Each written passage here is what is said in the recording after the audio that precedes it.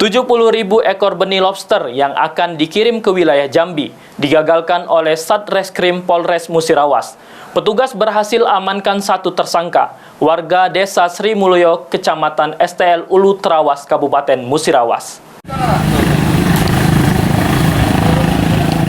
Tim Landak Satuan Reserse Kriminal Polres Musirawas berhasil menggagalkan penyelundupan puluhan ribu benih lobster dengan nilai jual ditaksir mencapai 7 miliar rupiah.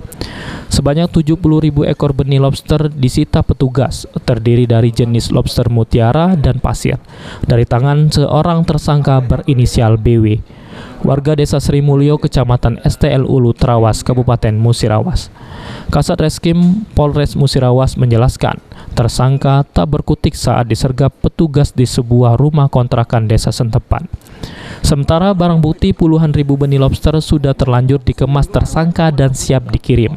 Selain itu, diamankan pula barang bukti lainnya, yakni kendaraan yang digunakan tersangka dan juga peralatan lainnya. Ada dua jenis, yaitu jenis mutiara dan jenis pasir. Nah, ini berbeda. Untuk barang bukti tadi sudah disampaikan oleh Bapak Kapolres, karena terkait dengan singkatnya waktu hidup karena sudah di-pack. Jadi kemarin kita segera berkoordinasi dengan BKSDA Lahad dan Bengkulu. Kemudian hari itu juga langsung diberangkatkan ke Bengkulu dan kita lepas di Laut Berkah, Provinsi Bengkulu. Disaksikan oleh BKSDA dan kita buat berita acaranya. Ada 70.000 benih lobster. Kini Polres Musirawas berkoordinasi dengan BKSDA Lahad dan Bengkulu yang akhirnya melepas liarkan kembali benih lobster ke Laut Bengkulu. Hingga kini polisi terus melanjutkan pendalaman terhadap kasus ini.